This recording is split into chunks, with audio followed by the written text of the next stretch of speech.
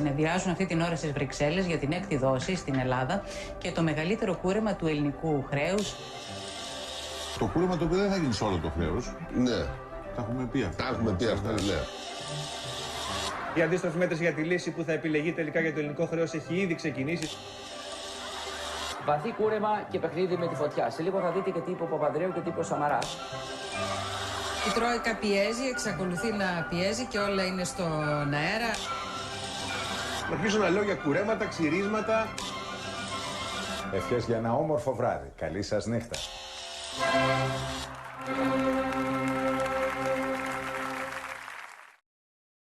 Οι εθνοσωτήρες της 21ης Ιουλίου μας οδηγήσαν στον γκρεμό της ιστορίας. Και ο γκρεμός, κυρία μου, έχει μόνο ένα όνομα. Γκρεμός.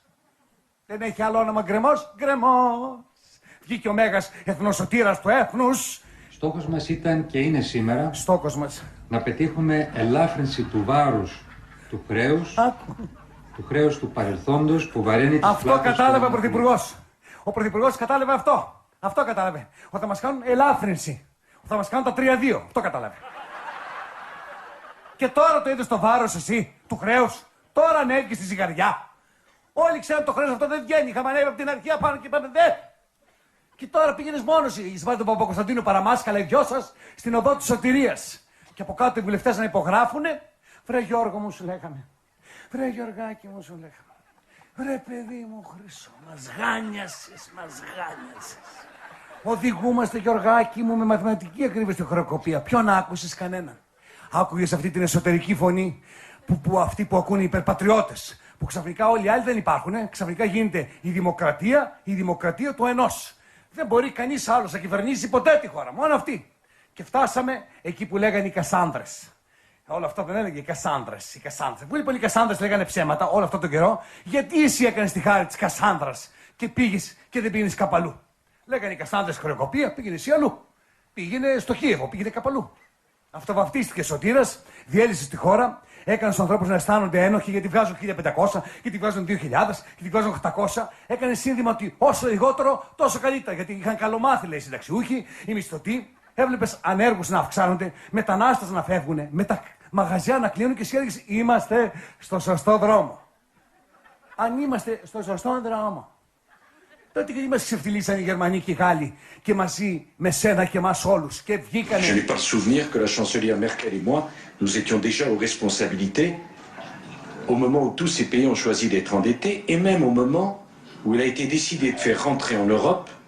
Δεν ήταν, λέει, να μπούμε στην Ευρωζώνη. Μπήκαμε με ψέματα.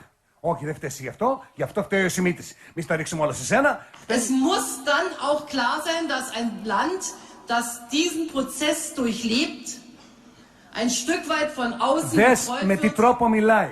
Με τι πλήρη απαξίωση.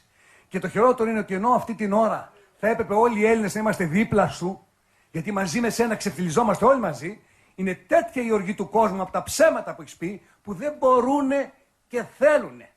Και κάνεις πως δεν ακούς και πως δεν καταλαβαίνεις αυτά που λέει η Μέρκελ. Το πακέτο της 21ης Ιουλίου βασίστηκε σε βεβαιασμένες εκτιμήσεις και λάθος πληροφορίες. Δεν ισχύει 21η Ιουλίου. Γιατί είστε ψεύτες, λέει, και τις δώσατε λάθος πληροφορίες.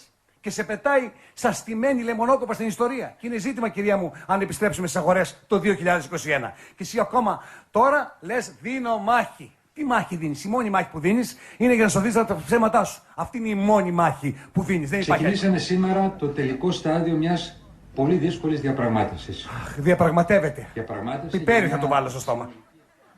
Πιπέρι. Διαπραγματεύεται. Ότι πάει και κάνει το σκληρό. Και λέει, σου σαν τον που Χατζηχρήστο δεν ήταν. Πιάσε με κιόλας. Έτσι είναι γιατί είναι μεγάλο.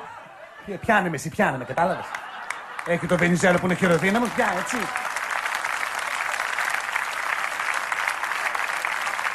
Πήγε στη Γερμανία ο Ζήκος. Διαπραγματεύεται ο Ζήκος, γιατί εμείς είμαστε και... Έτσι. Τι διαπραγματεύεσαι, Έρμε? Ζήτησες εσύ κούρεμα. Σου παν κάτσε κάτω, σου κουρέψω. Σε έχουν εκεί και σε κουρεύουνε και κάθε τόσο λες, άσε λίγο αυτό μια φαβορίτα. Σου διορίζουν γερμανική κυβέρνηση στη χώρα. Τα πόμολα θα ανοίγετε από τις πόρτες για να περνάνε. Υπουργοί παρά το πόμολο είστε. Πρωθυπουργοί άνευ χαρτοφυλακίου και άνευ αξιοπρέπειας είστε. Διαπραγματεύεσαι τον όλεθρο. Ό,τι είπες ότι δεν πρέπει να γίνει στον τόπο, όχι μόνο συνέβη, το χειρότερο το πραγματοποίησες εσύ. Βρε, όχι κούρεμα. Από τρίγους θα μας κάνουνε. Χαλάω θα μας κάνουνε.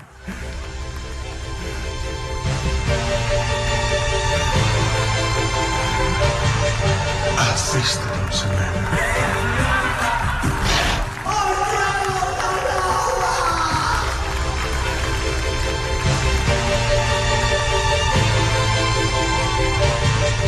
Αφήστε τον σε μένα.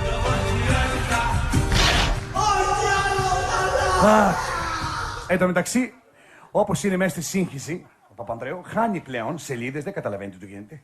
Διαβάζει το μυαλό του, είναι στο χρέος, πώς θα γίνει, τι θα πει, του φεύγουν και σελίδες. Και έτσι του φύγει η σελίδα, δεν έχει επικοινωνία, μην νομίζεις. Να διώξουμε από μέσα μας εξαρτιασιακές δομές που υπερδιπλασίασε το χρέος.